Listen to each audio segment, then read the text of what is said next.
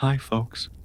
Tonight, we step back into the grimy, gasping world of the 1700s to explore why it truly sucked to be sick in that era. Picture this. You wake up in your narrow bed, shivering under scratchy wool blankets, your head pounding, your chest heavy with a cough that rattles like loose floorboard. The air in your cramped little room is thick, not with comforting steam or fresh linen, but with the sour stench of unwashed bodies, chamber pots, and of course, the unmistakable miasma of illness. Yes, you probably won't survive this. So, before you get comfortable, take a moment to like the video and check if you're subscribed to the channel, because several viewers of the channel are complaining that YouTube is removing their subscriptions, but only if you genuinely enjoy what I do here. And while you're at it, let me know in the comments where you're watching from and what time it is. Now, dim the lights, maybe turn on a fan for that soft background hum, and let's ease into tonight's journey together. You sit up slowly, your muscles aching, only to be hit by the oppressive odor of sickness that permeates every corner of your home. In the 1700s, the smell of disease was inescapable. Without modern sewage systems, proper waste disposal, or the faintest concept of sanitizing surfaces, the world around you is a soup of foul odors and unseen dangers. The streets outside your window are paved with mud, manure, and discarded offal from the nearby butcher, all slowly fermenting under the sun. Inside, it's not much better. Your chamber pot sits full in the corner. Your family members crowd the small space, and the window, when it's opened, is just as likely to let in the rank air of the alley as it is to bring relief. Historians still argue whether the sheer pervasiveness of these smells dulled people's senses over time or made them hyper-aware of every whiff of sickness. And here's your quirky tidbit. In the 1700s, many people believed that bad smells themselves caused disease, a theory known as the miasma theory. According to this belief, if the air smelled foul, it could make you sick. So, folks went to great lengths to ward off illness by masking bad odors with even stronger scents. You look to your bedside table and find a pomander, a hollow metal ball filled with spices like cloves, cinnamon, and lavender. You clutch it to your nose, inhaling the sharp, almost suffocating aroma in a futile attempt to protect yourself from the invisible threats lurking in the fetid air. Of course, your neighbors down the lane are busy burning vinegar-soaked cloths or waving bundles of dried herbs known as posies in front of their faces, convinced these measures will fend off the plague or any number of the other diseases that seem to lurk just beyond the door. You shift uncomfortably, your skin clammy with fever sweat, and wonder how anyone could heal in such conditions. The irony is that the very places where the sick gathered, homes, hospitals, fever wards, were often the most dangerous, crowded, unventilated, and soaked in the stench of death. These spaces practically invited infections to linger and spread. It's a cruel cycle. Sickness creates more sickness, all marinated in the unmistakable smell of decay. Historians still debate whether the miasma theory delayed the discovery of germ theory, or whether, in a strange way, it promoted some rudimentary public health practices like cleaning streets and airing out rooms. After all, Even if they misunderstood the cause, people knew that bad air meant bad news. You lean back against your pillow, wishing for a breath of clean air. But instead, your lungs fill with the mingled scents of sweat, rot, and something metallic. Perhaps the blood-soaked rag left from yesterday's futile attempt at bleeding you back to health. Don't worry, we'll get to that delightful practice soon enough. You glance out the tiny window at the narrow alley below, where a neighbor is emptying a bucket of waste directly onto the street, adding yet another layer to the olfactory nightmare that defines urban life in the 1700s. The smell of sickness isn't confined to your room. It's woven into the very fabric of your city, your village, your existence. As you drift in and out of a feverish doze, clutching your pomander and praying the smell doesn't mean the worst is yet to come, you realize something that every sick person in the 1700s knew all too well. When illness strikes, it's not just the pain and fear you endure, it's the constant, oppressive presence of smell, a relentless reminder that your body, your home, and even your city are fighting a losing battle against disease. So, next time you reach for a disinfectant wipe or crack open a window to let in some fresh air, take a moment to be grateful that you're not lying in a bed in the 1700s, suffocating under the invisible weight of sickness and stench. You shift restlessly in your bed, the oppressive stench still hanging thick in the air. But there's no time to dwell on that, because the local doctor has just arrived. And by doctor, of course, we mean a man in a threadbare coat, toting a grim-looking case filled with instruments that seem better suited to torturing than healing. He doesn't ask about your symptoms in the way a modern physician might. No, in the 1700s, the go-to solution for just about every illness is simple: bleeding and purging. Historians generally agree that these practices were the cornerstone of 18th century medical treatment, based on the ancient Greek theory of the four humors: blood, phlegm, black bile, and yellow bile. Doctors believed that illness was caused by an imbalance among these bodily fluids.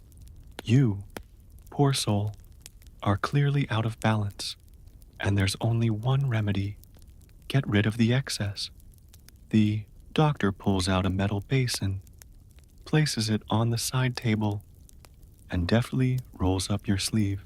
Before you can even protest, he's already wrapping a strip of cloth around your upper arm, making your veins bulge, and selecting his favorite lancet, a small, sharp knife designed specifically for opening your veins. You clench your teeth as he expertly slices into your forearm, and dark, sluggish blood drips steadily into the basin below. Here's your quirky tidbit. Some doctors believed that the blood closest to the surface was stagnant or corrupted, and that releasing it would allow fresh, healthy blood to circulate.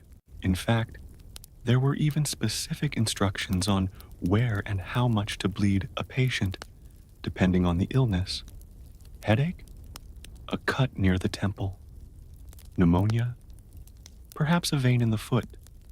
But there's still an open scholarly debate about how effective or deadly these practices really were.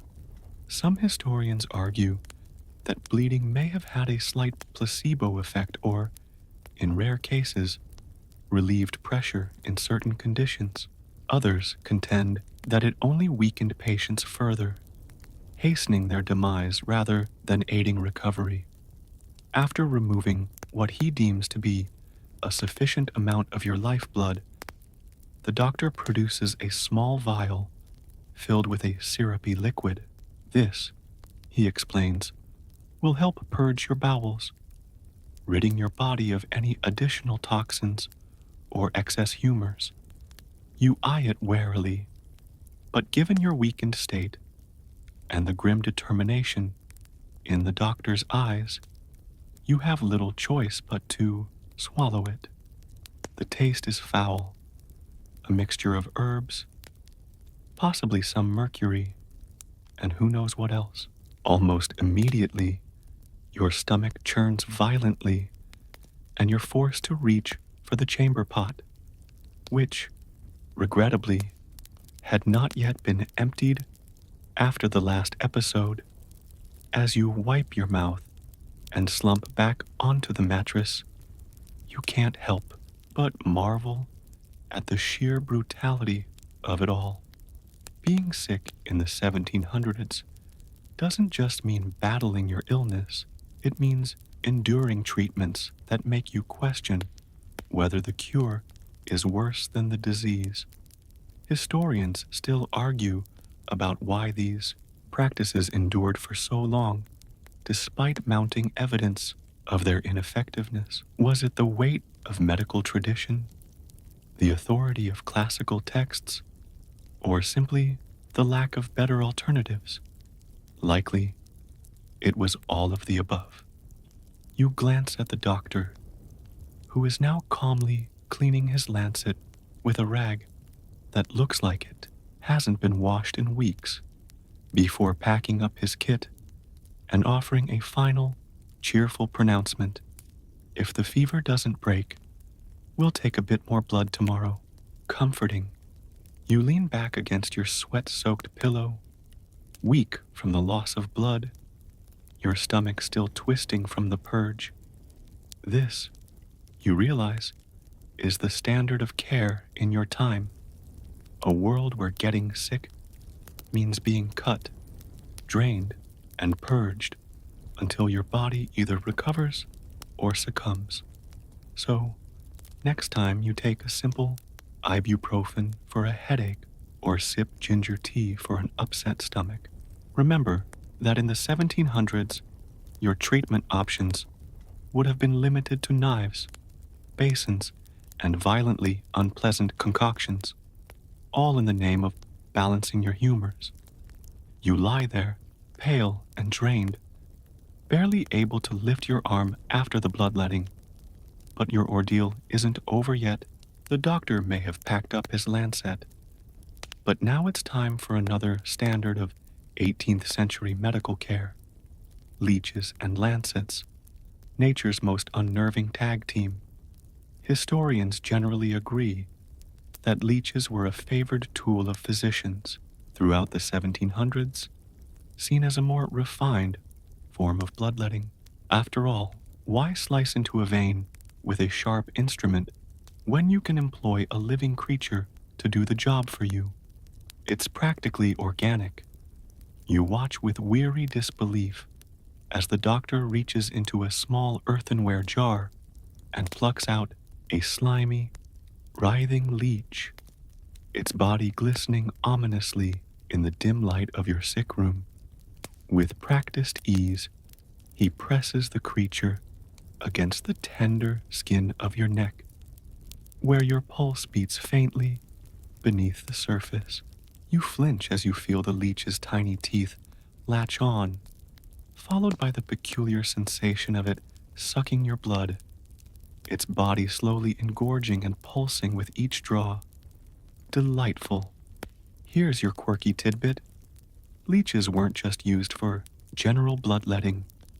They were often applied to particularly delicate areas, like the eyelids, gums, or even inside the throat to address localized ailments. Yes, people willingly allowed leeches to attach themselves inside their mouths. You can almost feel a sympathetic gag reflex kicking in just thinking about it. But there's still an open scholarly debate about how effective leech therapy really was. Some argue that it provided genuine localized relief by reducing swelling or inflammation, while others contend that it was simply another manifestation of the misguided humoral theory. Either way, it certainly added to the misery of being sick. In the 1700s, after removing the leech, now fat and lazy from its meal, the doctor expertly sprinkles a bit of ash over the tiny wound to stop the bleeding. You exhale shakily, relieved that this part is over, but then he pulls out his trusty lancet once more, just in case manual assistance is needed to supplement the leech's work. You try to muster the strength to protest, but he's already at it, reopening a vein in your forearm with a deft flick, letting the blood trickle into the stained basin that now sits ominously at your bedside. The sharp scent of iron mixes with the sour air of the room, making your stomach churn once again. Historians still argue whether the combined use of leeches and lancets was an attempt at precision in bloodletting or simply an example of overzealous, one-size-fits-all medical care. Some sources suggest that doctors believed leeches could draw bad blood from areas too risky for direct incision, while others suspect it was just another way to make their services seem indispensable. You glance at the now empty leech jar and realize that these creatures were so prized for their medical utility that they were cultivated and traded across Europe. In fact, in some places, leech populations were harvested to near extinction due to the sheer demand from physicians and barber surgeons. The doctor, apparently satisfied with his dual assault on your circulatory system, gives a curt nod and reminds you to keep still, lest the bleeding start again. He assures you that your body will soon be in better balance, but as you lay back, lightheaded and clammy, you can't help but wonder if you'll have any blood left by the time you recover. So, next time you see a bottle of antiseptic or hear the comforting buzz of modern medical equipment, take a moment to appreciate that you are not, at this moment, lying in a rickety 18th century bed with a blood-engorged leech hanging off your neck and a doctor sharpening his lancet for round 2. You drift in and out of consciousness, your body weak from the bloodletting and leeches, but just when you think the worst must surely be over, the door creaks open and the doctor returns.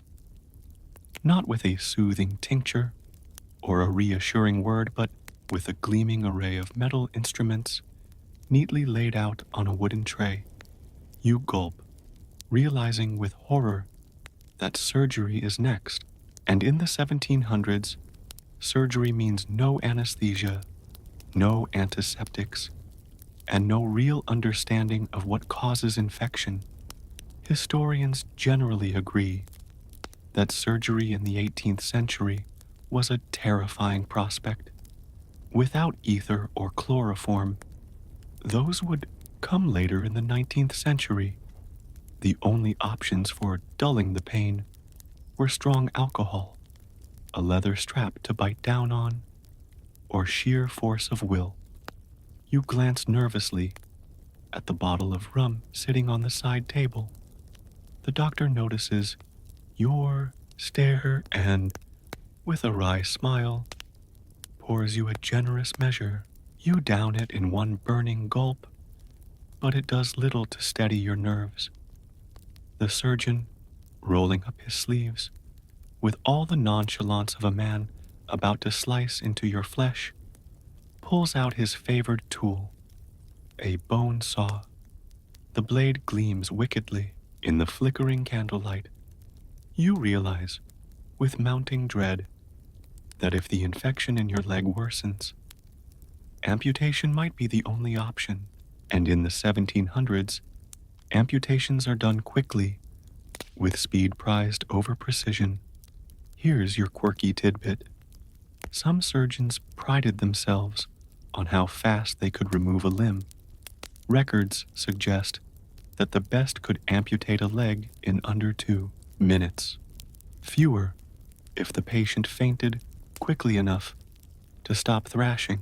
You, on the other hand, are still wide awake, gripping the sides of the bed so tightly that your knuckles turn white. But there's still an open, scholarly debate about how often surgery actually saved lives in this era. Some historians argue that despite the brutality, amputations and emergency surgeries occasionally prevented deadly infections, like gangrene, from spreading. Others maintain that the lack of antiseptics and sterile techniques meant that the vast majority of surgical patients ultimately succumbed to sepsis or shock. The surgeon examines your leg, prodding at the swollen, inflamed area with his unwashed hands. You grit your teeth, knowing that even if he does cut, the risk of death from the surgery itself might be just as high as leaving the infection alone. You notice that his instruments, saws, scalpels, forceps, are simply wiped with a rag between uses, perhaps dipped briefly in alcohol if you're lucky. There's no understanding yet of bacteria or the need for sterilization. In fact, many surgeons view the stains on their coats and tools as badges of honor, proof of their experience. Historians still argue about whether some surgeons instinctively practiced cleaner techniques out of superstition or common sense. But widespread acceptance of antisepsis wouldn't come until the mid-1800s with Joseph Lister's pioneering work. For now, though, your fate rests in the hands of a man who relies more on speed and confidence than scientific understanding. Thankfully, or perhaps mercifully, the surgeon decides that your infection isn't yet severe enough to warrant immediate amputation. Instead, he recommends a poultice of bread and milk to draw out the bad humors and advises that you be kept warm and well fed. A small mercy. You exhale shakily as he packs up his instruments, your pulse still hammering in your ears, but the knowledge lingers. Should your condition worsen, you could be back under the saw within days, with nothing but a slug of rum and sheer luck to get you through it. So, next time you lie comfortably on a padded surgical table, surrounded by sterile equipment and anesthesiologists ready to ease your pain, spare a thought for the 18th century patient staring down a bone saw, wide awake and fully aware of every single agonizing second. You're still reeling from the near miss with the bone saw when the door creaks open yet again. This time, it's not the surgeon or the doctor. It's a man in an elaborate coat, adorned with gold buttons and a feathered hat, wheeling in a cart laden with bottles, powders, and tinctures. He's not here to comfort you, though. He's a quack doctor, a charlatan, a traveling healer, peddling miracle, cures for every ailment under the sun. Historians generally agree that the 1700s were a golden age for medical charlatans, with formal medical regulation in its infancy and public trust in trained physicians shaky at best.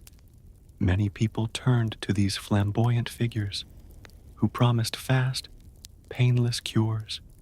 You watch as the quack flourishes a bottle of dark liquid and launches into a practiced spiel about how his special tonic, made from secret herbs and ancient Eastern wisdom, can cure fevers, cleanse your blood, and restore vigor to your body. But there's still an open scholarly debate about whether these so-called quacks were purely exploitative or whether some genuinely believed in their concoctions. Some historians argue that many were earnest if misguided, applying folk knowledge passed down through generations. Others view them as opportunists, capitalizing on the desperation of the sick and the lack of effective treatments. Here's your quirky tidbit. One of the most famous medicines of the era was known as Dr. Bateman's pectoral drops, a concoction containing opium and camphor, marketed as a cure-all for coughs, colds, and fevers. It was immensely popular and undoubtedly effective. If by effective, you mean it knocked patients out cold rather than curing their underlying illness. The quack doctor, before you now, produces a small packet wrapped in waxed paper, claiming it's a universal powder that can purge all disease from your system. He offers to mix it into a cordial or tea for a small fee.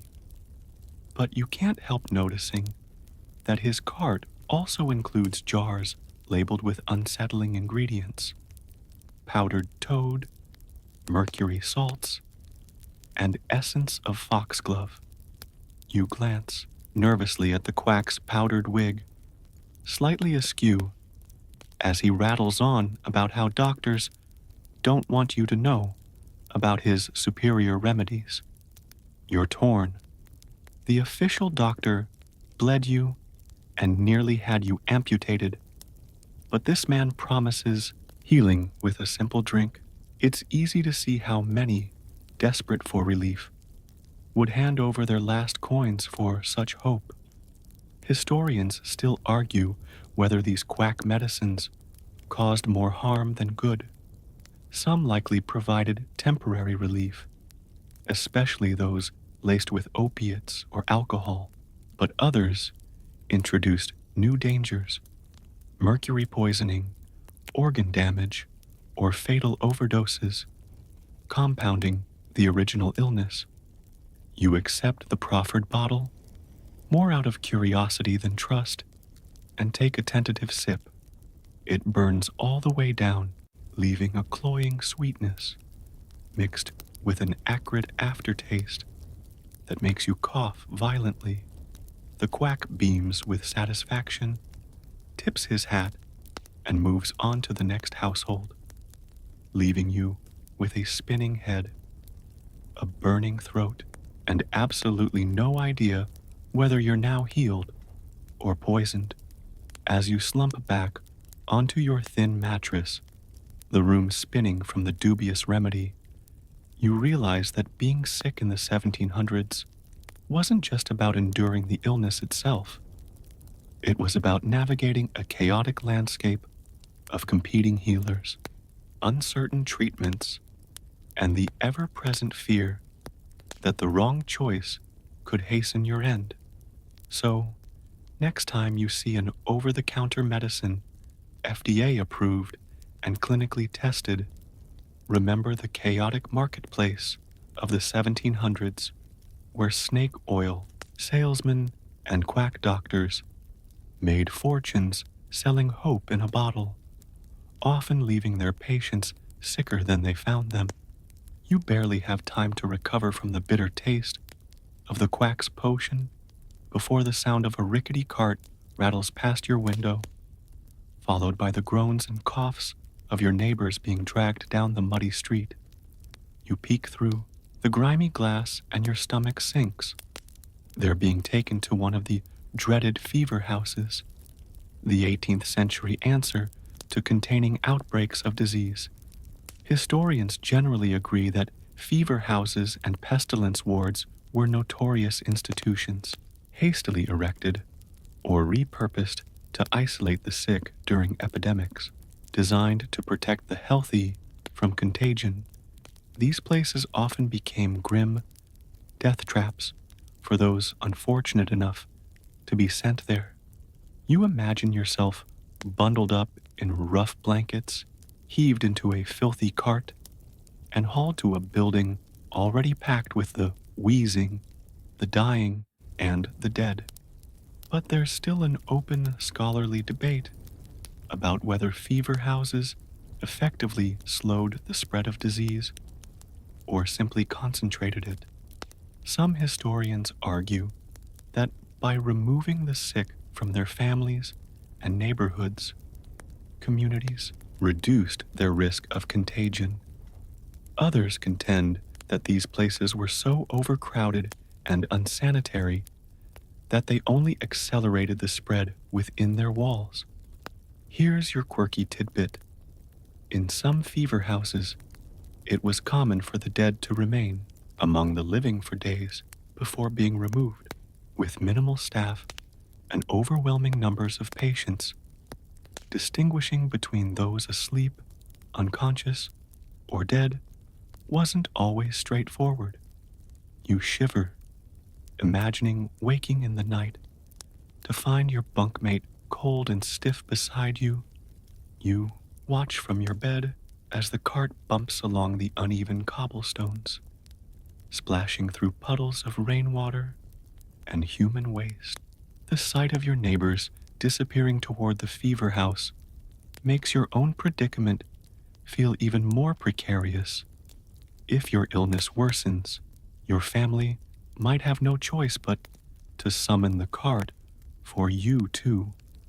Historians still argue about the psychological toll these institutions took on both patients and communities. For many, being sent to a fever house was tantamount to receiving a death sentence, fostering fear and mistrust toward public health measures. Some resisted removal, hiding their symptoms, or fleeing the city altogether to avoid being carted away. You imagine what it would be like inside. Rows of straw mattresses crammed together, air thick with the acrid scent of vomit, sweat, and decay. Nurses and attendants, often untrained and poorly compensated, move quickly from bed to bed, administering meager rations of broth and whatever treatments they can manage, more often comfort than cure.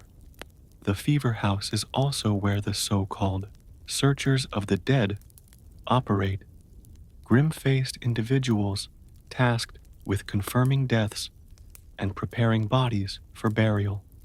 They, too, are a part of this ecosystem of sickness, braving exposure for a few coins or the grim satisfaction of duty fulfilled. You hear distant church bells tolling, perhaps for one of your neighbors already lost to the disease, and the sound lingers in the stale air of your room, a low, mournful reminder of just how close death always is when you're sick in the 1700s. Your family, for now, is keeping vigil at your bedside, doing what little they can with cold compresses and whispered prayers, but they exchange anxious glances, knowing that if your fever spikes, they may soon be forced to summon the very cart you now dread. So, next time you recover from a bout of flu, comfortably ensconced in your own bed, surrounded by over-the-counter medicine, clean sheets, and family who can stay by your side without fear of government-mandated removal, spare a thought for the sick of the 1700s, whose path often led from home to the fever house, and more often than not, to the grave. You shift uncomfortably beneath the thin, damp sheets, your thoughts haunted by the grim image of the fever house cart. But what makes everything more terrifying is that no one, not even the most learned physician, can truly explain why you're sick in the first place. The simple truth is, in the 1700s, no one knows about germs. Historians generally agree that during this era, the prevailing medical theories revolved around miasmas, foul air, imbalances in humors, and other vaguely defined environmental factors. The concept of invisible microorganisms causing disease wouldn't emerge until the 19th century with the pioneering work of Pasteur and Koch. So for now, you and your caretakers are left groping in the dark. But there's still an open, scholarly debate about how much some early physicians suspected something microbial was at play. Some historians argue that the observations of certain doctors who noted that disease often spread through contact or proximity hinted at an intuitive, if incomplete, grasp of contagion. Others insist that the era was largely locked into humoral theory and environmental explanations, stalling medical progress. Here's your quirky tidbit. One widely accepted theory at the time was that illness could be caused by emotional disturbances, what physicians called passions of the mind. Excessive grief, anger, or melancholy could, according to contemporary belief, upset the balance of your body and leave you vulnerable to disease. So, as you lie there in your sickbed, you might be wondering if that argument you had with your neighbor last week is what doomed you to this miserable state. Your family tries to help by opening the window to let in fresh air, hoping to disperse the deadly miasmas. You feel a cool breeze mix with the ever-present smells of sweat, damp straw, and decay.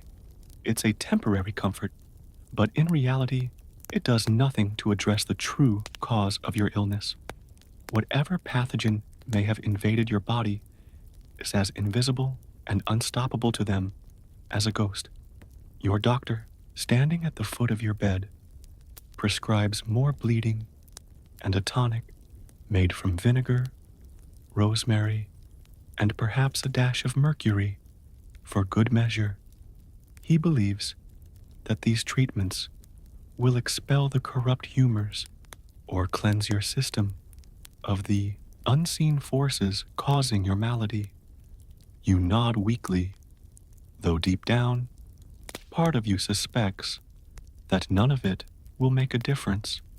Historians still argue about the role that faith and superstition played in these treatments. Some communities viewed disease as divine punishment, prompting prayers, pilgrimages, and acts of penance. Others trusted more in folk remedies, passed down through generations and steeped in local tradition. You close your eyes, imagining the church bells tolling for another neighbor, the sound mingling with whispered prayers, and the distant chant of a preacher urging repentance. In this world, sickness is as much a spiritual affliction as a physical one, and your recovery is seen as dependent on both the skill of your doctor and the state of your soul. As your fever rises, your mind drifts in and out of hazy dreams, filled with images of foul vapors swirling through the streets, of doctors in plague masks filled with aromatic herbs, and of the grim-faced barber surgeon sharpening his lancet for yet another attempt at rebalancing your humors.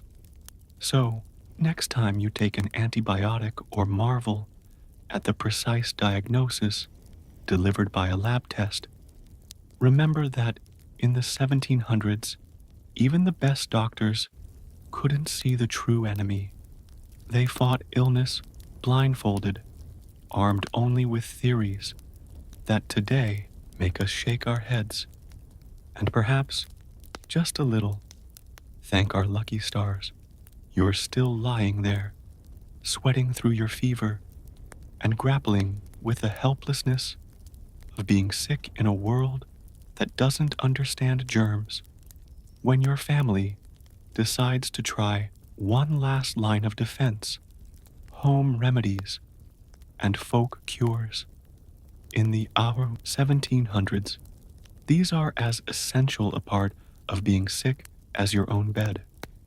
Historians generally agree that for most people, especially those far from cities or too poor to afford a physician, home remedies were the first and often only recourse when illness struck, from poultices to tinctures, broths to brews. The sick room becomes a chaotic laboratory of tradition and desperation. But there's still an open scholarly debate about how effective some of these folk remedies actually were. Some historians point out that certain herbal treatments, like willow bark tea for pain relief, containing salicin, a natural precursor to aspirin, genuinely helped. Others argue that many cures were little more than placebos, or worse, toxic. Here's your quirky tidbit. One popular 18th century home remedy for sore throats involved gargling with a mixture of vinegar and urine. Yes, you heard that right. Not just vinegar, but also warm human urine, believed to be both cleansing and medicinal. You can almost taste the acrid mixture as your well-meaning aunt brings a steaming cup of something unpleasantly pungent to your bedside. You turn your head away, and she sighs before moving on to Plan B, an onion poultice. This involves chopping a raw onion, wrapping it in muslin, and tying it around your neck or chest to draw out the fever. The room, already thick with the smells of illness and sweat, now takes on the sharp, tear-inducing scent of raw allium. Your mother, meanwhile, is brewing a tea made of elderberries, hoping its warming properties will help you sweat out the sickness. She stirs it thoughtfully, adding a pinch of nutmeg and some honey. One of the few comforts in this whole ordeal. You manage to sip the elderberry tea, grateful for its sweetness, even if you're skeptical of its curative powers. But when your uncle arrives with a bottle of snake oil, literally an oily substance purportedly made from snake fat, you realize that home remedies in the 1700s often blur the line between tradition and sheer guesswork. Historians still argue whether the persistence of these remedies was due to their perceived efficacy or simply a lack of alternatives. In rural communities, where doctors were rare and hospitals non-existent, folk knowledge filled the vacuum. Whether it was mustard plasters for chest congestion, chamomile compresses for inflamed eyes, or drinking boiled foxglove for heart troubles. Spoiler, that could kill you. Families did whatever they could with what they had. You groan as your aunt tightens the onion poultice around your throat, her hands practiced and firm. She whispers that it helped your cousin recover from a fever last spring, so surely it will help you too. And maybe it will, or maybe it won't. But either way, there's a quiet comfort in these rituals. The sense that, even in the absence of science, people are doing something. You drift in and out of sleep, lulled by the rhythmic sound of your mother's spoon, stirring the elderberry tea, the faint rustle of your aunt chopping another onion, and the creak of the floorboards as your family moves around you, layering folk remedy upon folk remedy in hopes of breaking your fever. So, next time you reach for a neatly labeled bottle of cough syrup or pop an over-the-counter pain reliever, remember the sick rooms of the 1700s, filled with raw onions, foul gargles, and well-meaning relatives doing their best with what little they had, and maybe, just maybe, getting it right every once in a while. You barely have time to appreciate the slight relief from the elderberry tea before a sharp, searing pain shoots through your leg. That minor scratch you got last week while chopping firewood has grown angry and swollen. As the fever burns hotter, your family exchanges worried glances. They know all too well that in the 1700s, infections can mean only one thing: amputation. Historians generally agree that infections were among the leading causes of death in the 18th century, made all the more lethal by the complete absence of antibiotics. A simple cut or a splinter left untreated could fester into a deadly abscess or blood poisoning, known then as putrid fever. And when the infection spread, the only option was to remove the affected limb before it killed the patient. But there's still an open scholarly debate about how often amputations actually saved lives in this period. Some historians argue that, despite the primitive techniques, amputation occasionally prevented the spread of gangrene and sepsis, offering the patient a slim but real chance at survival. Others suggest that the lack of anesthesia, antiseptic practices, and post-operative care meant that amputations often simply hastened the inevitable. Here's your quirky tidbit. To prepare patients for amputation, doctors sometimes advise them to get as drunk as possible. Rum, brandy, or gin flowed freely before the procedure. You glance nervously at the nearly empty bottle of rum on your bedside table and realize it might soon serve a very different purpose than easing your throat. The local surgeon arrives, smelling faintly of sweat and tobacco, and begins inspecting your leg with a grim expression. His tools are basic and brutal: a bone saw, a scalpel, and a collection of cloth bandages already stained from previous use. He mutters something about the infection spreading and the necessity of taking it off at the knee. You feel a wave of terror wash over you.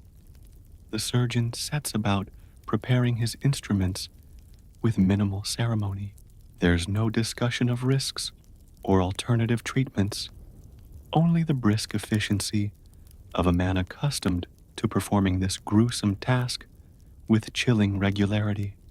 Historians still argue about the speed of these operations.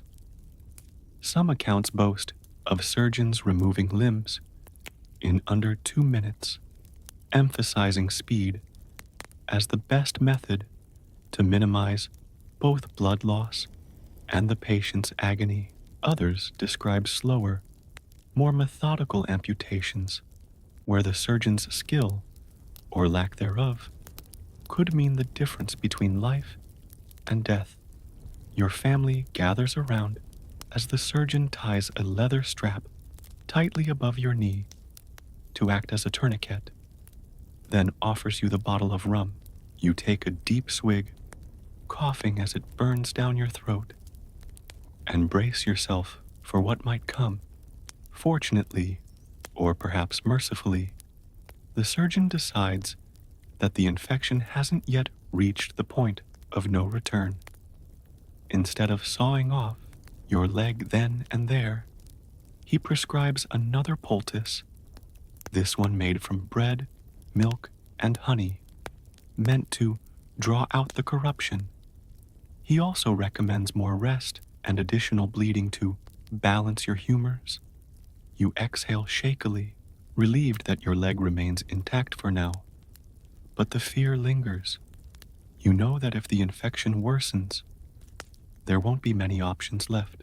The surgeon packs up his tools and leaves with a gruff nod, already on his way to the next household, and perhaps the next patient who won't be so lucky. You glance at your swollen leg, the makeshift poultice already beginning to seep with foul-smelling fluid, and understand that in the 1700s, something as minor as a scratch could become a death sentence. So, next time you clean a wound with antiseptic or make an easy trip to urgent care for antibiotics, think of those who had no such luxuries, who faced every cut, scrape, and puncture with the lurking fear of infection, sepsis, and the cold, merciless efficiency of a surgeon's bone saw. You lie back against the lumpy straw mattress, your infected leg throbbing beneath its damp poultice, when a distant, hollow-sounding cough echoes through the street. You know that sound all too well. It's the grim harbinger of yet another infectious wave sweeping through your community. Smallpox, typhus, dysentery. The diseases of the 1700s are many, relentless, and more often than not, fatal. Historians generally agree that the 18th century was plagued, quite literally, by endemic and epidemic diseases that tore through populations with terrifying efficiency. Smallpox alone claimed hundreds of thousands of lives each year, leaving survivors with disfiguring scars and, in many cases, blindness. You've seen it firsthand. Friends or relatives covered in pitted marks, lucky to be alive at all. But there's still an open, scholarly debate about how much people truly understood about these diseases' transmission. Some historians argue that common sense observations, like avoiding contact with the sick, indicate a rudimentary grasp of contagion. Others suggest that prevailing beliefs in miasmas, bad humors, and divine punishment clouded most attempts at rational prevention. Here's your quirky tidbit. During smallpox outbreaks, some towns would hang bundles of burning pitch or tar from poles in the streets, hoping the acrid smoke would purify the air and ward off disease. You glance out your window and, sure enough, see black columns of oily smoke rising above the rooftops, filling the town with an oppressive, choking haze that's almost as unpleasant as the disease it's supposed to prevent. The fear of these diseases permeates every aspect of your life. Typhus, known then as ship fever or jail fever, runs rampant through prisons, ships, and the crowded alleys of urban centers. Dysentery, or bloody flux, is a constant threat wherever water is contaminated, which is practically everywhere. And then there's smallpox, the most feared of all. The moment someone in your household develops its telltale rash of fluid-filled pustules, panic sets in. Families sometimes flee the city altogether, abandoning their sick in hopes of saving themselves. The sick, meanwhile, are often isolated, left alone in darkened rooms, while their bodies wage war against the invisible invader. Historians still argue about the social impact of these constant disease outbreaks. Some point to the way communities banded together in mutual support, while others emphasize the fear, stigma, and abandonment that often accompanied epidemics. You shudder as you think of the last smallpox outbreak, when half your street was draped in black mourning cloth within a matter of weeks. You remember the carts creaking by, laden with shrouded bodies, and the funerals held with hurried prayers before the next victim succumbed. Your own body aches with fever, and you can't help but wonder if you're next.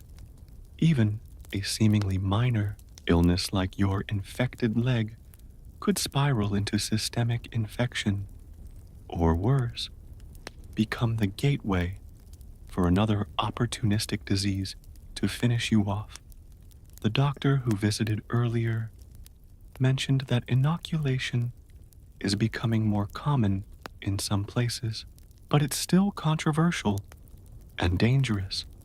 Some claim it's a life-saving breakthrough. Others denounce it as playing God with nature's course. But that's for those who have access to it and the courage to try. For now, you're left with hope, homemade remedies, and the constant gnawing fear of hearing that same hollow cough grow closer. So, next time you roll up your sleeve for a routine vaccination or take clean drinking water for granted, remember the world you've just walked through, the 1700s, where every breath of smoky air could bring disease, every cough could signal your downfall, and even your best hope for survival might come with its own terrifying risks. You shift beneath your scratchy blanket, your infected leg immobilized, and your chest tight with worry. But for many in the 1700s, the mere act of giving birth posed risks that dwarfed even your current suffering. Across towns, villages, and estates, women in labor often whispered quiet prayers, knowing that childbirth was one of the most dangerous medical experiences they could endure. Historians generally agree that maternal and infant mortality rates in the 18th century were staggeringly high.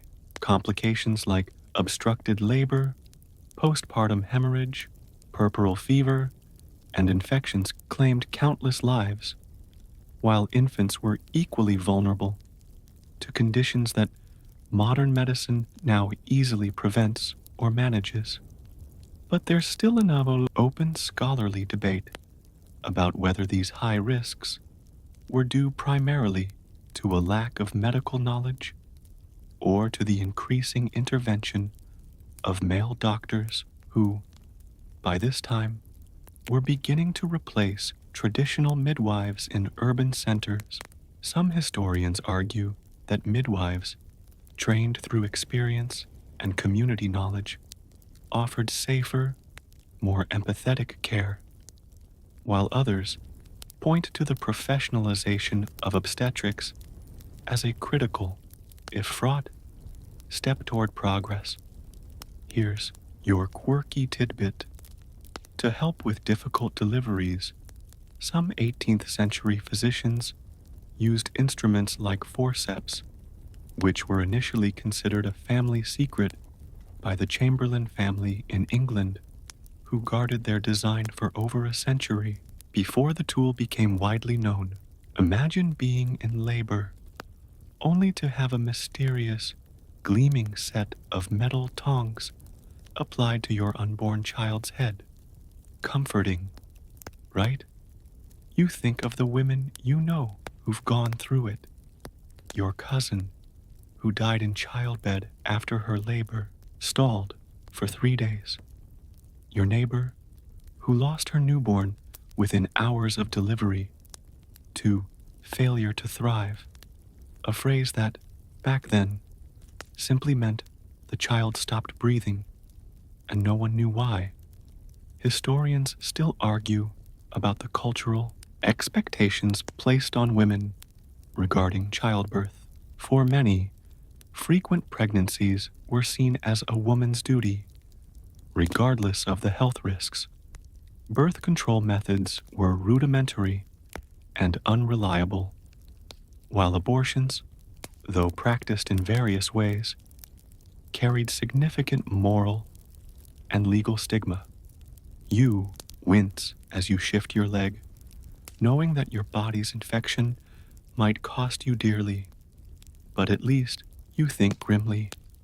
You're not facing the uniquely harrowing risks of childbirth. Women went into labor fully aware that they might not survive to see their child, and families often kept burial shrouds on hand, just in case. In rural areas, midwives still held sway, their methods passed down through generations, soothing teas, massages, repositioning techniques, and whispered prayers. But in urban centers, physicians, often men with limited hands-on experience, began inserting themselves into the birthing process, sometimes with disastrous consequences. Without an understanding of germ theory, doctors moved from autopsies to deliveries without washing their hands, spreading puerperal fever that decimated maternity wards. You imagine the dim, crowded, lying in hospitals of the time, dozens of laboring women packed together, the air thick with the cries of pain, the scent of blood, and the constant, hovering presence of death.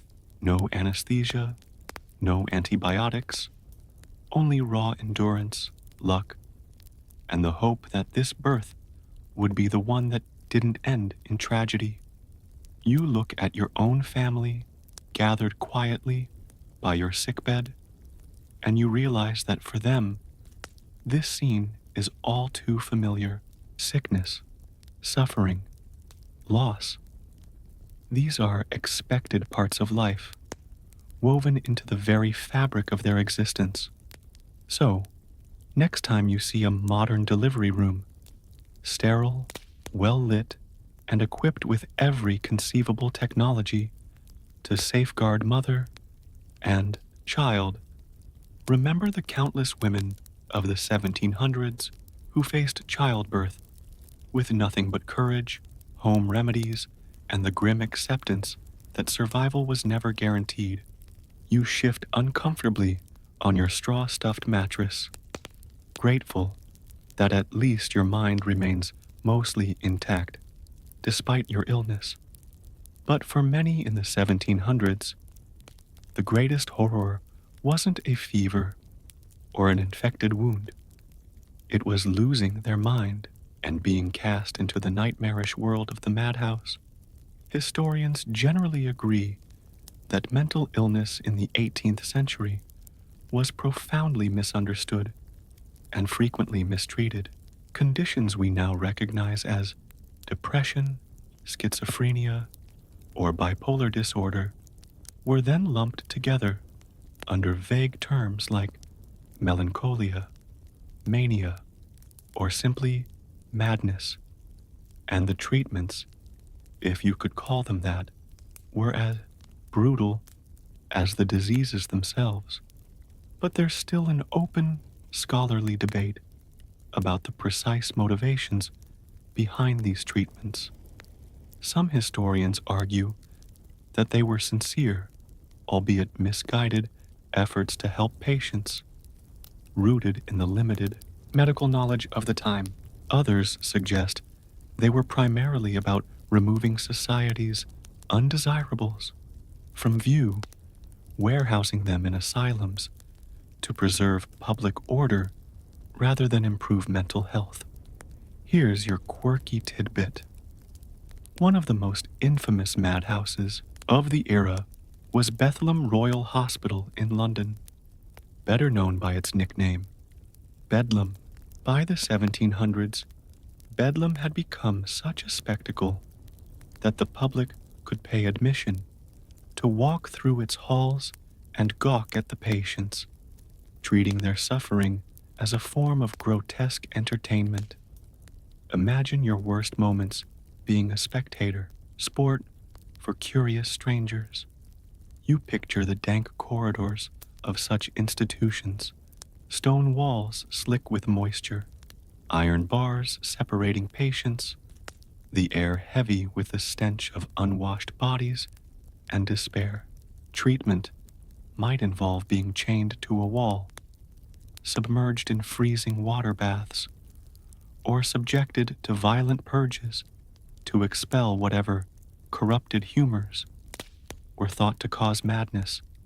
You shiver, not just from your fever, but from the thought of what would happen if your illness turned your mind, as well as your body. For those whose fever led to delirium or whose infection caused hallucinations, It was all too easy to be labeled mad and shipped off to the nearest asylum.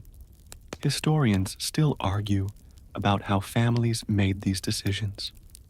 Were they acts of desperation made to protect the patient from harming themselves or the family from being harmed? Or were they betrayals fueled by social shame and fear of scandal? And if you were poor and sick, the madhouse could become your permanent home. Unlike wealthier patients, who might be cared for quietly at home or treated by a private physician, the impoverished insane were often committed indefinitely, abandoned to the mercy of indifferent attendants and the occasional visit from jeering crowds. You picture yourself being loaded onto a cart, your feverish ramblings mistaken for lunacy, bound for a cold stone cell with a straw pallet, your name fading from memory as quickly as your own grip on reality. But you remind yourself with a bitter smirk, even if you keep your wits, you still might not survive your physical illness. That's the cruel reality of sickness. In the 1700s, it attacks body and mind alike, and there are few safe places to fall. So, next time you read about advancements in mental health care, from compassionate therapies to modern medications, think of those who languished in places like Bedlam, misunderstood, mistreated, and often left to suffer alone in the dark corners of society's most feared institutions. You lie back, exhausted from fever, infection, and the weight of grim possibilities. But outside your window, the sound of music and laughter drifts through the air, a strange, incongruous celebration in a town so often shadowed by sickness. Curiosity gets the better of you, and you ask your family what's happening.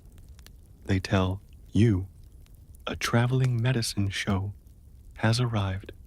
Historians generally agree that in the 1700s, traveling medicine shows were a curious fusion of entertainment and questionable medical practice. These flamboyant events combined music, comedy, animal acts, and theatrical performances with the sale of so-called patent medicines, bottled tonics and elixirs that promise to cure every ailment under the sun. But there's still an open, scholarly debate about whether these shows were primarily cynical money-making schemes or sincere, if misguided, efforts to provide access to remedies in rural or underserved areas. Some historians emphasize the exploitation and false hope sold alongside snake oil, while others argue that in regions far from doctors or apothecaries, these shows brought much-needed relief, or at least comfort. Here's your quirky tidbit. One popular gimmick among traveling medicine men was the miracle cure demonstration, where a shill planted in the audience would stagger forward, apparently at death's door, drink the salesman's tonic, and then leap up moments later, miraculously healed. The crowd, none the wiser, would erupt in applause, and then line up to buy their own bottles. You imagine the colorful wagon rolling into town, painted signs boasting Dr. Merriweather's restorative elixir, and guaranteed to cure all fevers, fluxes, and ayus. A small band strikes up a jaunty tune, while a man in a top hat regales the gathering crowd with tales of the tonic's miraculous origins in some exotic land, perhaps the Amazon, the Orient, or the distant plains of Africa. Your family exchanges glances, tempted by the promise of a cure for your stubborn infection. After all, the regular doctor bled you half to death, The home remedies are barely keeping you afloat, and you're too weak to endure much more of the same. Historians still argue about the actual contents of these patent medicines. Many were mixtures of alcohol, opium, herbs, and sometimes dangerous chemicals like mercury or arsenic. They often provided temporary relief, sometimes because the alcohol dulled the pain, sometimes because the opium induced euphoria, but rarely did they cure the underlying illness. Your father returns from the show clutching a small glass bottle, its label promising vitality, strength, and freedom from all manner of diseases. He uncorks it and hands it to you.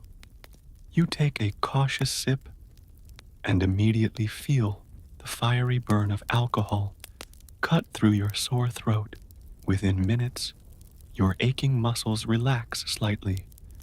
Your fevered mind drifts into a hazy calm, and for the first time in days, you feel almost human.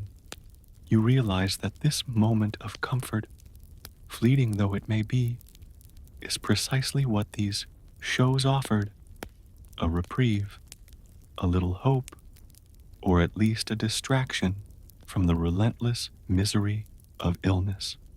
As the music from the show fades into the distance and the townsfolk return home clutching their bottles, you're left to ponder whether this is the miracle cure you've been waiting for, or just another in a long line of remedies that might buy you a little time, but little else.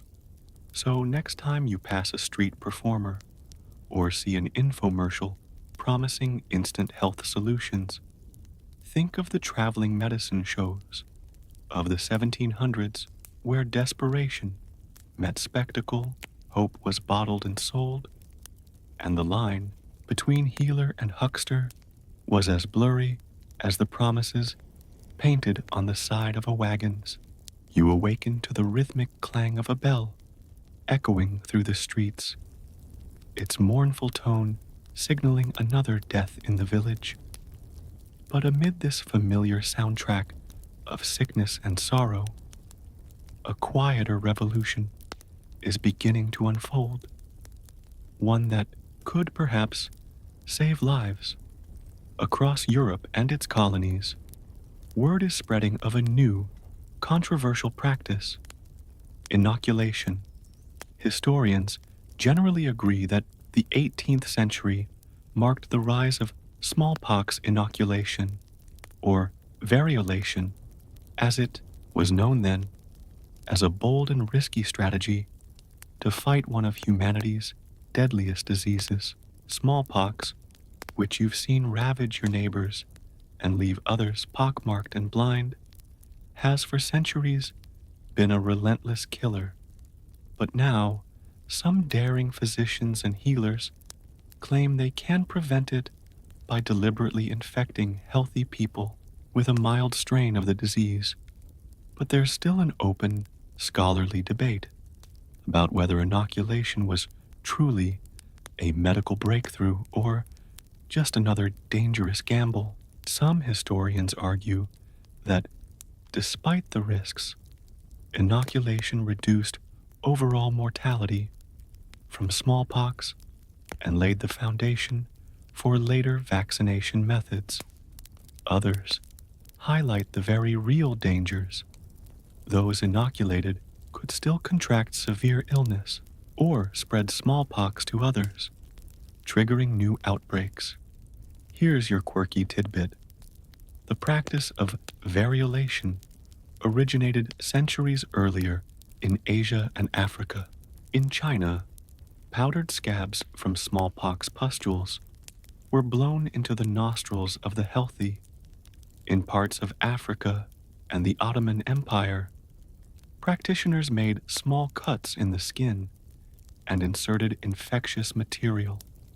These methods found their way to Europe through travelers and physicians like Lady Mary Wortley Montagu, who witnessed the practice in Constantinople and championed it upon her return to England.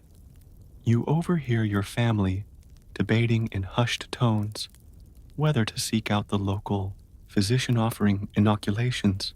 Your mother is intrigued, anything to protect you from the horrors of smallpox, but your father is skeptical, wary of introducing a disease into a house already teetering under the weight of infection. The town is divided. Some see inoculation as miraculous, a rare opportunity to outmaneuver nature's cruelty. Others see it as reckless folly, an affront to divine will, or simply too dangerous to attempt. Historians still argue about how public perception shaped the spread of inoculation. In some places, civic leaders promoted the practice aggressively, leading to widespread acceptance. In others, resistance was fierce, with riots and protests breaking out over mandatory inoculation campaigns. You imagine yourself sitting in the dim, candlelit office of the local doctor, your arm bared as he scratches a shallow incision into your skin, then rubs a bit of pus from an infected person's blister into the wound. The idea makes your stomach churn, but so does the thought of enduring a full-blown smallpox infection. The doctor reassures you that most people who undergo inoculation suffer only mild symptoms: a fever, a rash, a few days of discomfort, and then immunity for life. But you've heard the stories. Some die from the procedure, some become vectors for new outbreaks, and others never recover fully. Historians still debate the ethical implications of early inoculation. Was it right to deliberately infect individuals in hopes of protecting them and the community, or did the risks outweigh the potential benefits? Such questions linger even today, in echoes of modern debates over public health measures and personal freedoms. You know that some of your neighbors have already undergone the procedure and are now walking the streets, proud and unscarred. Others have locked themselves in their homes, terrified of both the disease and its supposed cure. Your mother wrings her hands, torn between protecting you and fearing that she might accidentally hasten your decline. She remembers her sister, who died from smallpox the previous winter, her body ravaged by pustules, her face left unrecognizable. The doctor offers to return tomorrow, giving your family time to decide. As he leaves, the room grows silent, save for the soft, persistent ticking of the clock on the mantel and the occasional creak of the floorboards as your family paces in thought. You stare at the ceiling, contemplating the gamble, risk inoculation, and face a controlled illness now, or refuse, and live with the shadow of smallpox forever looming over you.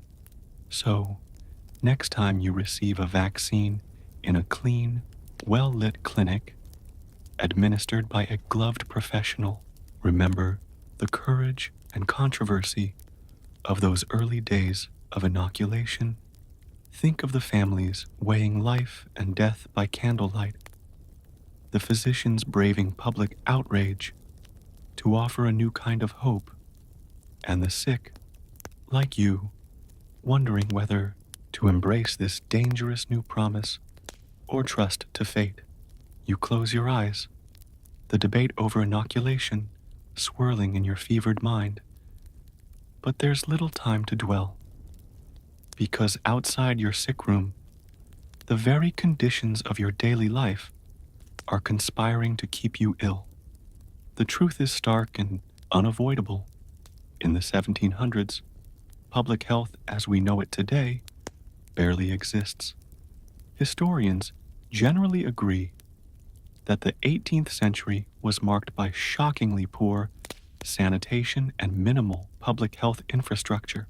Cities like London, Paris, and Boston teemed with life, but also with waste, disease, and filth. Sewage flowed openly through streets, trash piled up in alleys, and clean water was a rare and precious commodity. If you lived in a rural area, it wasn't much better. Well water was often contaminated by nearby privies or animal pens. But there's still an open, scholarly debate about how much contemporaries recognized the connection between these filthy environments and the rampant spread of disease. Some historians argue that by the late 1700s, city officials began taking rudimentary steps to clean streets and remove refuse, driven by public pressure and fear of miasmas. Others insist that meaningful public health measures didn't truly take root until the 19th century's sanitary reform movement. Here's your quirky tidbit. In some towns, the wealthiest residents paid nightmen to remove human waste from their homes under cover of darkness, dumping it far outside the city, or more often into nearby rivers. Less fortunate families simply emptied their chamber pots into the street. You picture someone in the flat above your sick room, flinging open a shutter and dumping a bucket of waste out the window with a perfunctory shout, "Garde low." Watch out for the water. You cringe at the thought. With every rainfall, that waste washes down the cobblestone streets, mingling with rotting animal carcasses and spoiled food, creating a foul, ankle-deep slurry that seeps into homes and contaminates wells. You realize that every sip of water you take from the jug at your bedside could carry the seeds of your own demise: cholera, dysentery, or typhoid. Historians still argue about how the lack of clean water shaped daily life and health outcomes. Some suggest that people drank more ale and beer than water, precisely because these fermented drinks were less likely to transmit deadly pathogens. Others contend that even these safer beverages couldn't compensate for the health hazards of contaminated food, poor ventilation, and overcrowded living conditions. You shift in your bed, overhearing your family discuss fetching more water from the public well. You remember how it looked the last time you passed by: a muddy depression surrounded by a circle of worn stones, with buckets and ropes left out for anyone to use. No concern for cleanliness, no understanding of cross-contamination. Even the air you breathe feels tainted. With no knowledge of bacteria or viruses, people believe that bad smells themselves cause disease. Fires are lit in the streets to purify the air. Bouquets of herbs are hung in homes to mask foul odors. Vinegar is sprinkled on floors to suppress the stench. Your mother moves quietly through the room, waving a small bundle of lavender and rosemary over your head. She means well, but you know it won't make a difference. The putrid air seeps in through cracks in the walls and windows, while the sounds of coughing neighbors filter through from nearby houses packed just as tightly as your own. Historians still discuss whether the fear of miasmas helped or hindered public health efforts. On one hand, it led to some positive actions: cleaning streets, fumigating homes. On the other, it distracted from addressing the real culprits: contaminated water, poor waste disposal, and overcrowding. You realize that in the 1700s, your recovery depends as much on luck as it does on medicine. Even if the doctor's leeches and tonics don't kill you, the world outside your door might. The very act of living, breathing city air, drinking from a communal well, or stepping out into the street exposes you to dangers invisible and, at least for now, unstoppable. So, next time you turn on a faucet for clean water or flush a toilet without a second thought, remember life in the 1700s, when public health was an afterthought.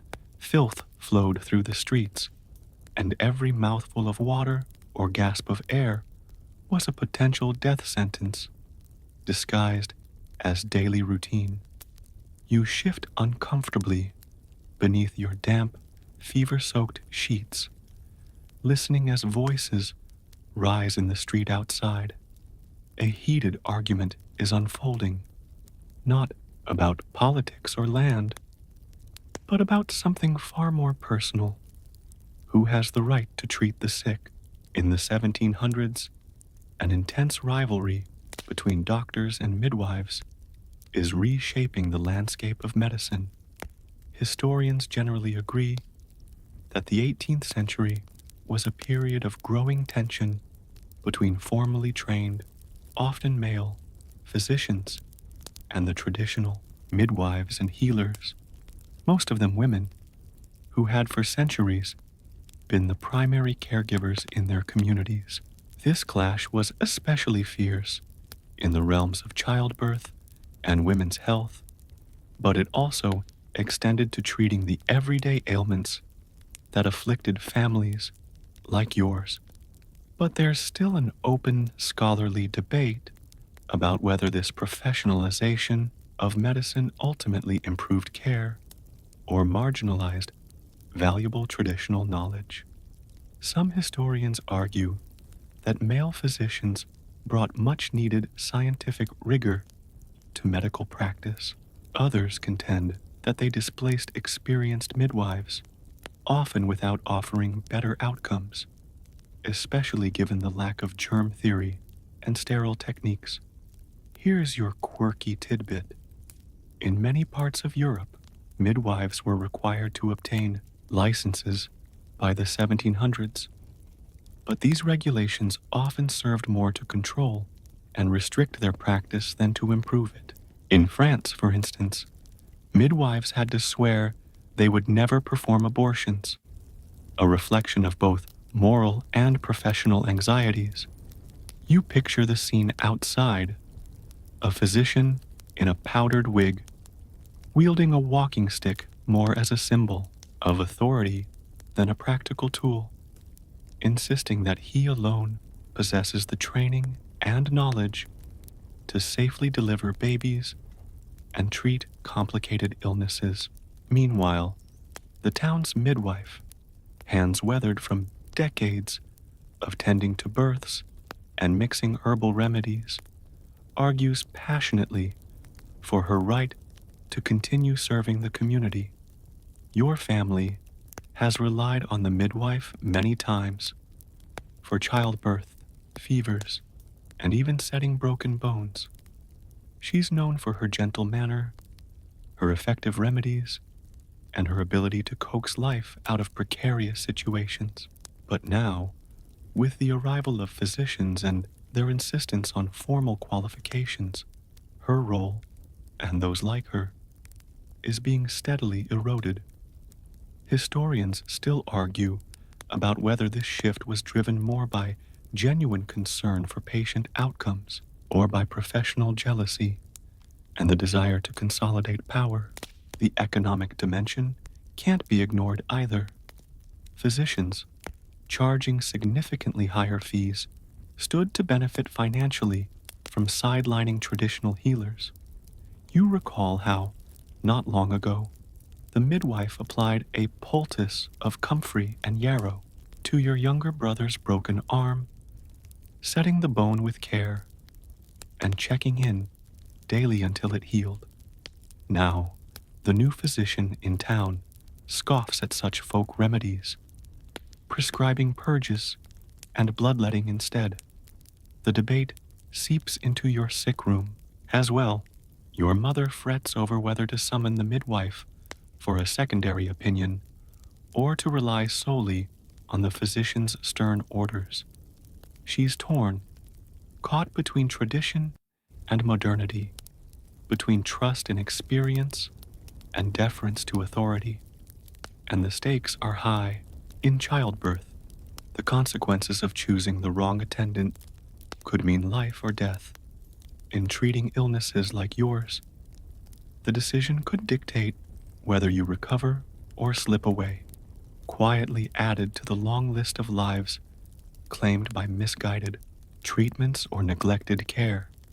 Historians still examine the emotional and social costs of this transition. For centuries, midwives were central figures in their communities, sources of comfort, wisdom, and support. As their roles diminished, many families lost not just a healthcare provider, but a cherished confidant and pillar of communal life.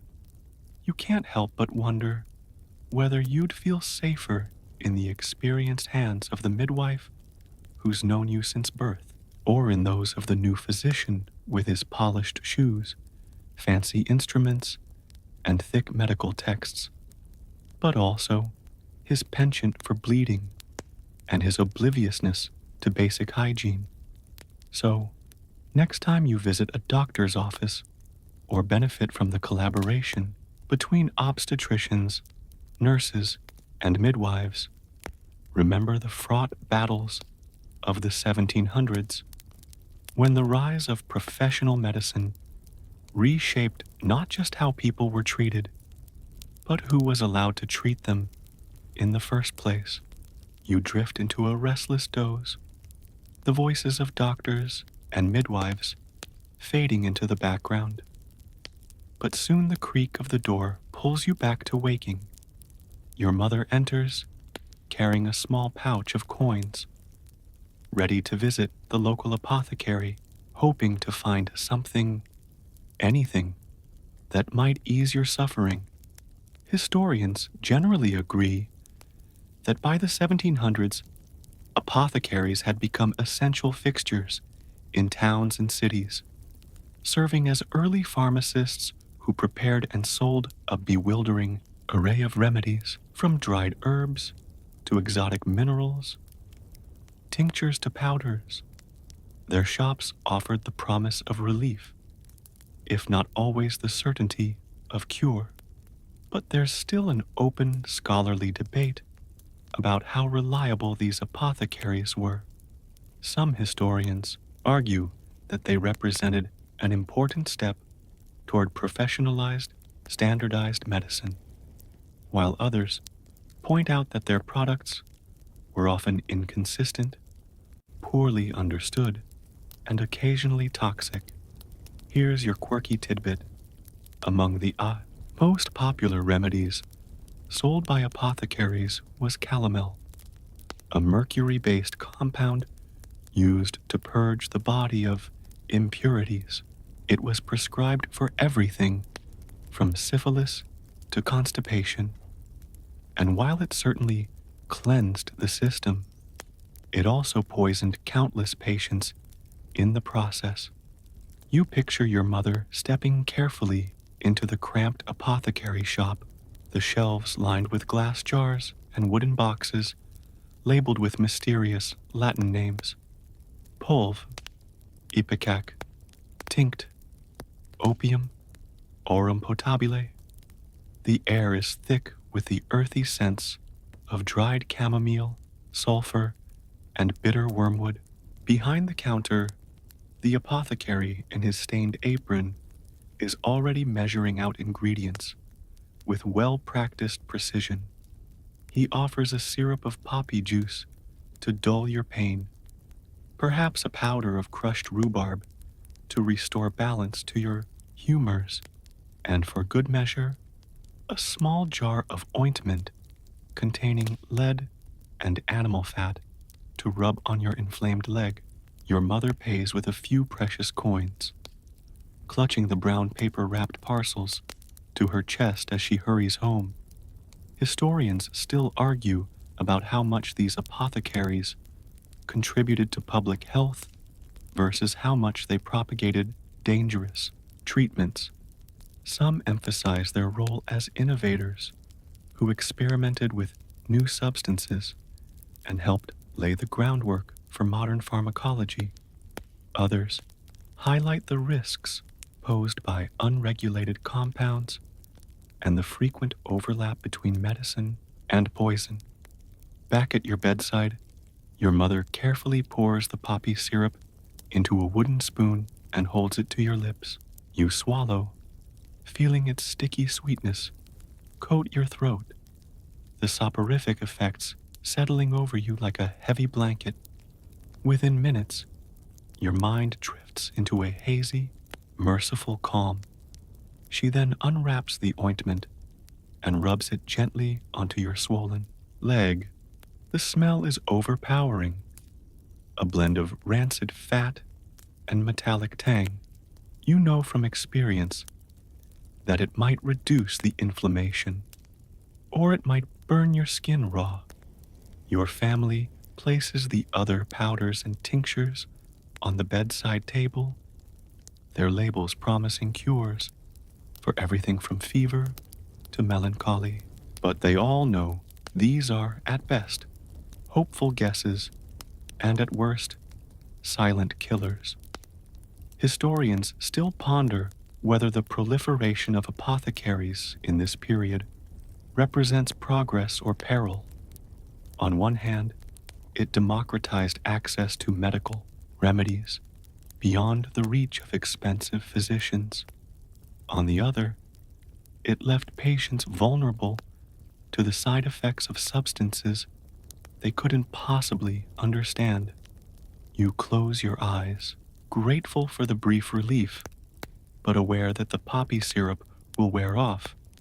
The ointment might irritate rather than heal, and that the next visit to the apothecary might bring yet another untested concoction to your bedside. So, next time you fill a prescription at a modern pharmacy, overseen by trained professionals with access to rigorously tested medications, spare a thought for the sick of the 1700s, who placed their trust in apothecaries armed with little more than tradition, trial and error, and a vast, bewildering arsenal of nature's most mysterious compounds. You lie quietly, the soporific effects of the poppy syrup still blurring the edges of your awareness. But in the back of your mind, one thought remains constant. Death. In the 1700s, being sick means coming to terms with a reality most people today barely confront. Illness and death are often inseparable, and dying at home, surrounded by family, is an almost routine part of life. Historians generally agree that death was an ever-present companion in the 18th century. With limited medical knowledge, rampant infections, and frequent epidemics, it was common for families to lose multiple members in quick succession. Child mortality rates were staggering, and even healthy adults could be felled by what today would be considered minor illnesses. But there's still an open, scholarly debate about how people in this era processed and ritualized death, particularly in the context of illness. Some historians argue that there was a sense of resignation, an acceptance that death was a natural, even expected, part of life. Others suggest that death remained a deeply feared, traumatic event, as individuals clung to life through whatever remedies, prayers, and superstitions they could muster. Here's your quirky tidbit. Many households kept a death kit prepared in advance. Linens for the corpse, candles for the vigil, and even a shroud neatly folded and stored away. These kits made death feel as structured and normalized as any other family ritual. You glance at the corner of the room where your family has already set aside a clean sheet and a small wooden crucifix, not because they've given up hope, but because they've seen how quickly illness can turn. They've witnessed neighbors and relatives slip away within hours, their deathbeds attended by whispered prayers, muffled sobs, and the perfunctory lighting of candles. Historians still argue about whether this proximity to death fostered emotional detachment or deeper intimacy with the dying process.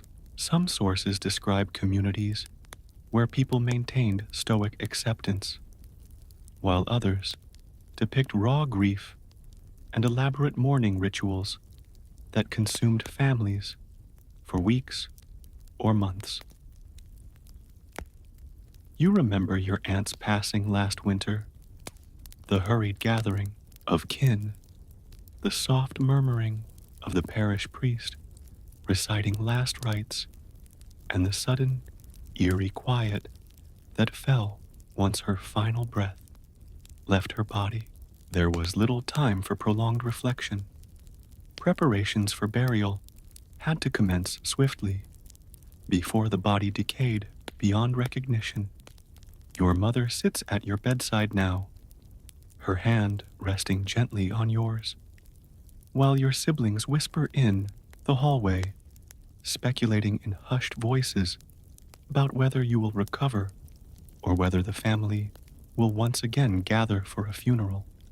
The local carpenter is already crafting coffins for others in the village who succumbed to the same sickness that now grips you. You've seen him before, hauling rough-hewn boxes through the streets, their grim purpose unmistakable, even to the youngest children. Historians still reflect on how these constant encounters with death shaped 18th century culture, from literature to art to religious practice. The ever-present specter of mortality infused sermons with urgency, inspired memento mori jewelry featuring skulls and coffins, and made prayers for a good death central to daily devotion. You wonder what constitutes a good death in this world, slipping away quietly at home, surrounded by family, perhaps with a priest nearby to ensure your soul's safe passage, or clinging to life, fighting through the fever, and emerging scarred but alive. Your family doesn't speak openly of the possibility, but you sense it in their movements. The frequent checking of your pulse, the way your mother brushes your hair from your forehead with a tenderness tinged by fear. So, next time you recover from an illness with the help of modern medicine and a swift return to normalcy, think of the countless souls who lived and died in the 1700s, where every fever was a potential farewell, and preparing for death was as much a part of being sick as seeking a cure. You lie still beneath the thin wool blanket, the poppy syrup dulling the sharpest edges of your pain, but not the dread that settles in your chest like fog. The house is quieter now. The fever hasn't broken, the swelling in your leg hasn't gone down, and the whispers between your family members grow softer, more solemn. In the 1700s, this silence means only one thing: they're preparing for the possibility of your death. Historians generally agree that illness and death were deeply entwined in daily life during the 18th century. In fact, the line between the sick room and the deathbed was often so thin as to be indistinguishable. With limited treatment options, minimal medical understanding, and frequent outbreaks of deadly diseases, most people didn't just hope for recovery, they prepared for death as if it were a natural next step. But there's still an open scholarly debate about whether people of the time became desensitized to death due to its sheer frequency, or whether each loss carried the same devastating emotional weight. Some historians argue that ritual and religion helped people maintain emotional distance, while others point to letters, journals, and funeral sermons as evidence of profound personal grief, even in a world where death was common. Here's your quirky tidbit. In many households, the laying out of a body, washing it, dressing it, and preparing it for burial, was considered a domestic skill. Young girls were taught how to tend to the dead as routinely as they learned to sew or make bread. It wasn't morbid. It was life. You open your eyes just enough to see your mother move quietly in the corner of the room. She isn't crying. She's folding a clean linen sheet, smoothing it flat on the table beside a beeswax candle and a small wooden crucifix. It's the same sheet that was used for your grandmother 2 years ago. The candle is one of 3 the family keeps in reserve, reserved for vigils, for moments just like this. The candle isn't lit yet. That's something. But it's there. Historians still examine the way families prepared for death. It wasn't merely logistical. It was spiritual, emotional, and deeply communal. Final confessions were made. Blessings were spoken. Neighbors were notified, not just to help with arrangements, but to witness. Dying was not a private matter. It was an event. You recall when your cousin Susanna died of consumption last spring. She had wasted away slowly, her cough worsening by the day, her body thinning until her bones seemed to pierce through her skin. The night she died, the entire family gathered around her bed. Her father read from the book of Psalms, while her mother held her hand. Her younger brother wept quietly. Everyone said it was a beautiful death. You wonder, will yours be called that too? Your siblings are keeping their distance now. They hover in the hallway, speaking in soft voices. One of them peeks in from time to time, eyes wide with fear, not of you, but of what your illness represents. They've seen this play out before, a fever, then the quiet decline, the heavy sleep, the thinning breath, and then the silence. There is, however, still hope, always a flicker. Your mother wipes your forehead gently with a damp cloth. She whispers prayers beneath her breath, glancing toward the door every time she hears footsteps in the street, perhaps hoping for a priest or a midwife, anyone to help her hold the balance between life and death just a little longer. Historians still argue about the religious dimensions of dying in this era. Catholic families would summon priests for last rites and extreme unction. Protestant households often emphasized individual reflection, Bible reading, and the recitation of final words. Regardless of denomination, preparing the soul for death was as essential as preparing the body. You vaguely hear someone in the next room reciting a passage from Scripture. The voice is steady, but thick with emotion. Perhaps it's from the book of Job or Revelation. Something about judgment, something about peace. But you can't focus. Your mind drifts again, as it has so often in recent days, floating in and out of lucidity. And then a sharp clarity cuts through the fog. The memory of your father's death. You were young, But you remember how he gripped your hand tightly near the end, his knuckles white with effort. He hadn't spoken in days, but in that final hour, he whispered your name. It had meant everything. You wonder if you will have a moment like that, or if you'll simply slip away in silence. The house begins to change in subtle ways. Your mother sends your sister to fetch extra firewood, though it's not particularly cold. The midwife arrives, not because she can cure your fever, but because she knows how to close your eyes. Should it come to that, a neighbor drops off bread and broth, though you haven't eaten in over a day, and someone, not your family, leaves a black ribbon and a small pouch of herbs by the door. These, too, are signs. You hear the bell again in the distance. Another death. Another hour marked. You wonder whose it was. You wonder if yours will follow close behind. And yet, in all of this, there's a strange sense of calm. Everyone knows what to do.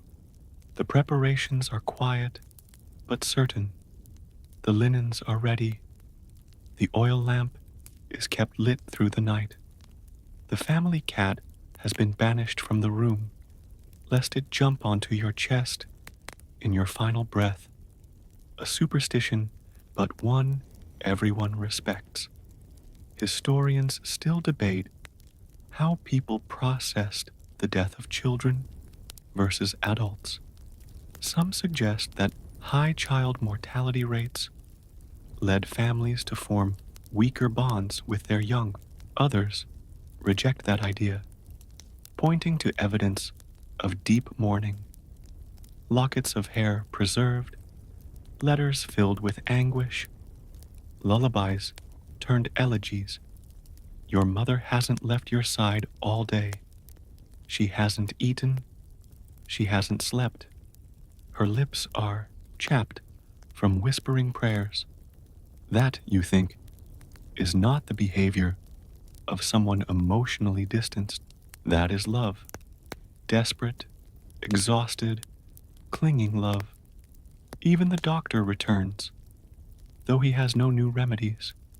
He checks your pulse, peers at your leg, listens to your breath. He offers no false comfort. If the fever breaks tonight, there may still be a chance, he says. If not, prepare, prepare. You wonder what that means. You've already written no letters. You've made no peace with enemies. You have little property, no children, no debts to settle. What's left to prepare but your soul? A Bible is placed in your lap. Someone has already bookmarked Psalm 23.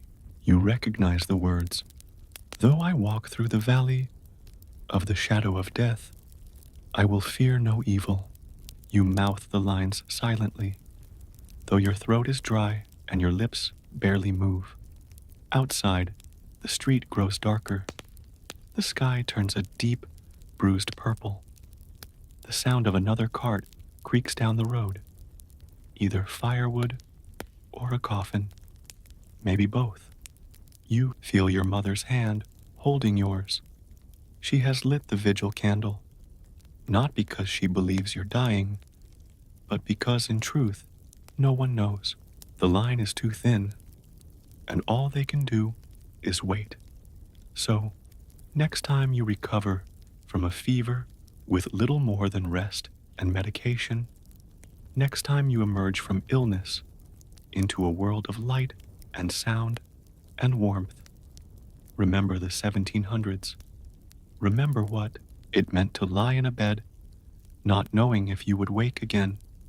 Remember the linens, the prayers, the silence, and the love that tried to hold back death with nothing more than candlelight and hope.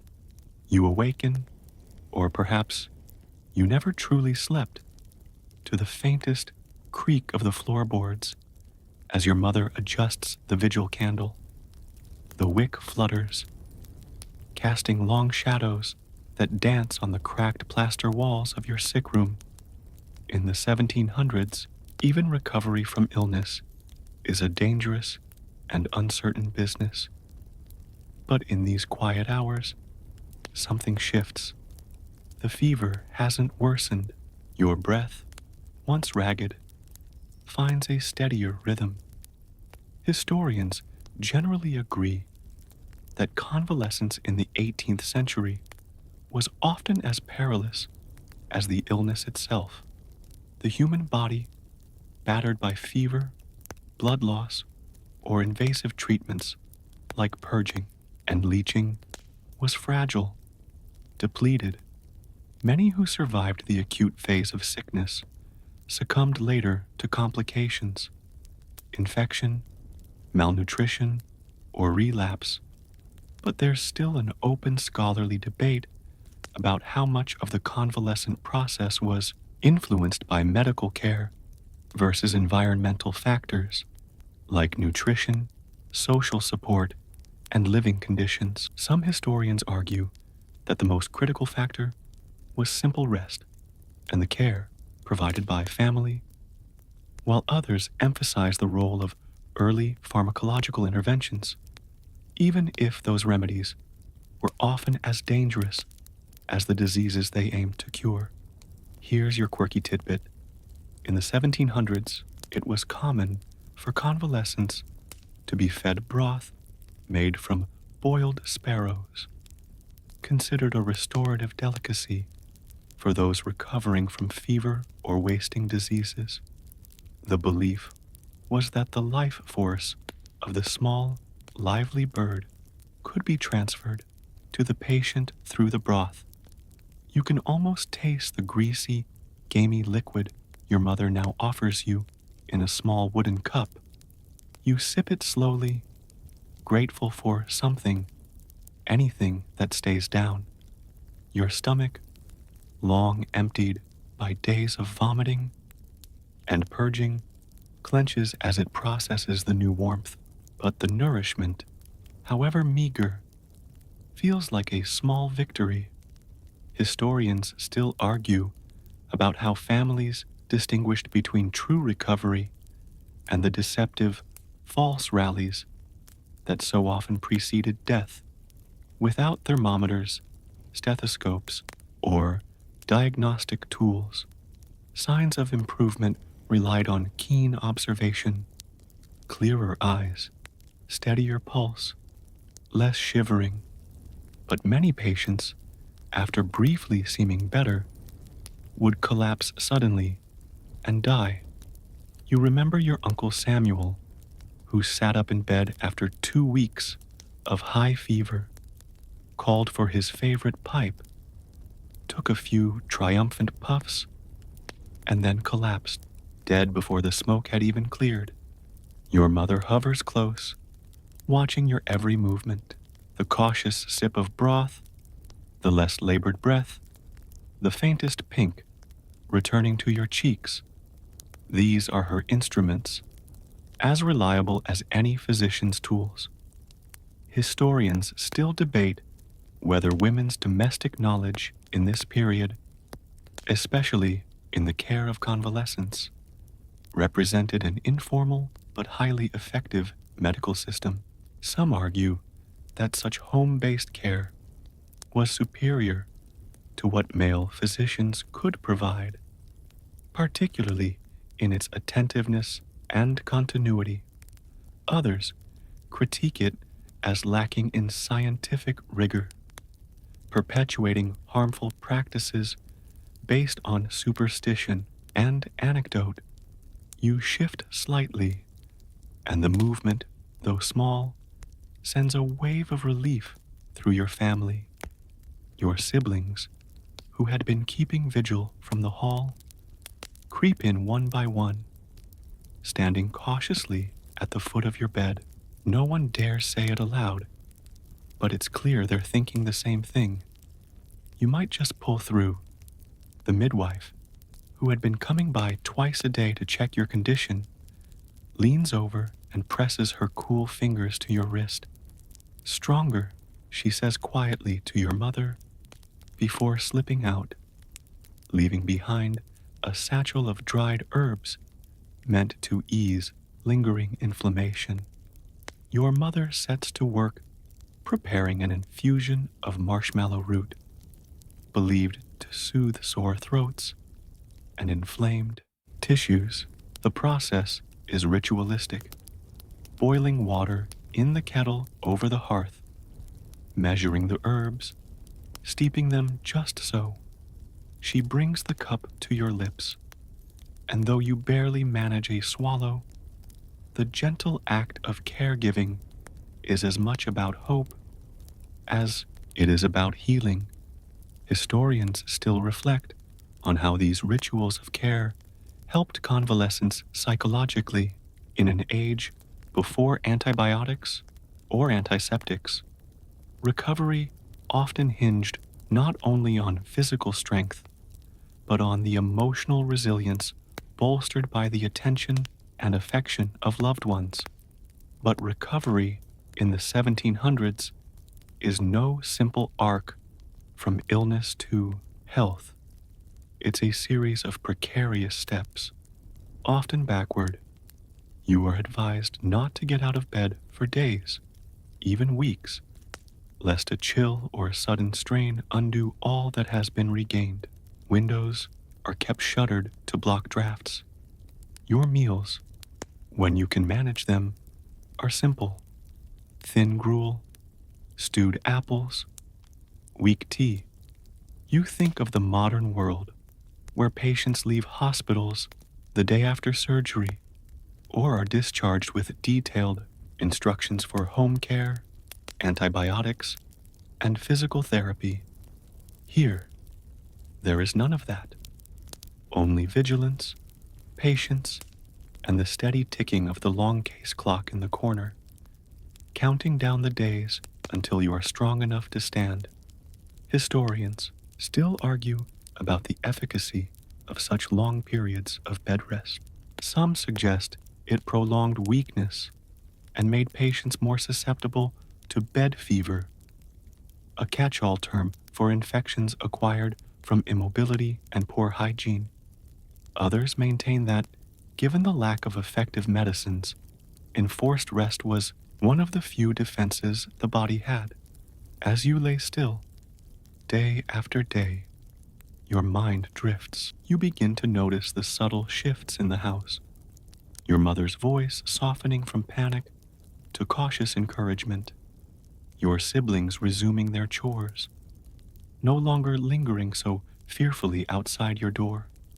The fire burns lower now, not out of neglect, but because the worst has passed. Then comes the next milestone, your first attempt to sit up. Your mother and sister prop pillows behind your back, lifting you gently as you grimace with the effort. The room tilts nauseatingly, your vision swimming, but then, after a moment, you stabilize. Upright, the family lets out a collective breath they didn't realize they were holding. Historians still consider these moments, the incremental markers of convalescence, as vital in pre-modern healthcare. Without precise measurements of vital signs, these observable actions served as signs that life was returning. Sitting up, drinking broth, speaking more clearly, or expressing preferences again. Your brother offers you a small crust of bread, and though your hands tremble as you lift it, the taste is sweeter than you remembered. But convalescence also brings its own challenges. You overhear your mother discussing the need to build your strength, lest you fall prey to the next wave of sickness. In the 1700s, being weakened by one illness often made you susceptible to another. If you didn't relapse into your previous fever, you might catch a new infection, consumption, dysentery, or smallpox still lurking in your community. Historians still explore how the cycle of sickness and convalescence shaped community life in this era. families often staggered under the burden of multiple successive illnesses, with one member recovering as another fell sick. The social and economic consequences could be profound. Fields left untilled, shops closed, apprenticeships abandoned.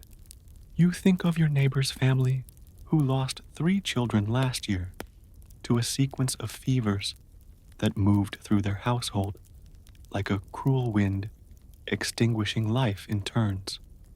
But for now, you seem to be on a different path. Each day, your strength grows incrementally.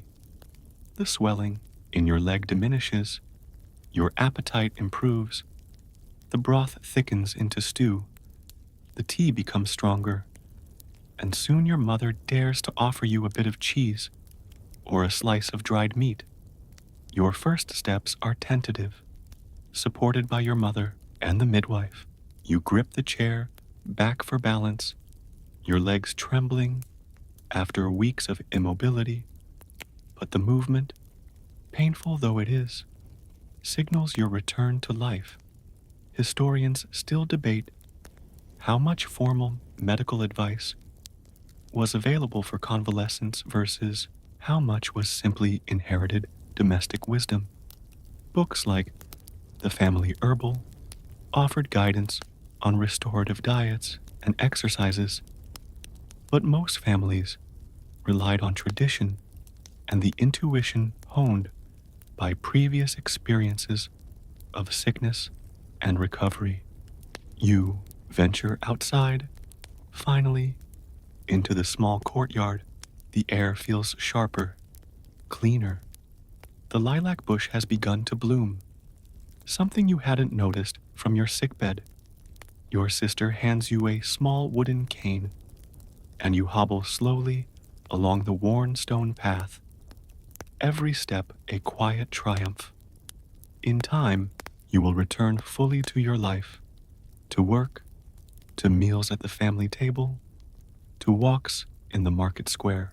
But there will be scars, both seen and unseen, the memory of those long nights, the candle flickering low, your mother's whispered prayers, the bitter taste of poppy syrup and sparrow broth.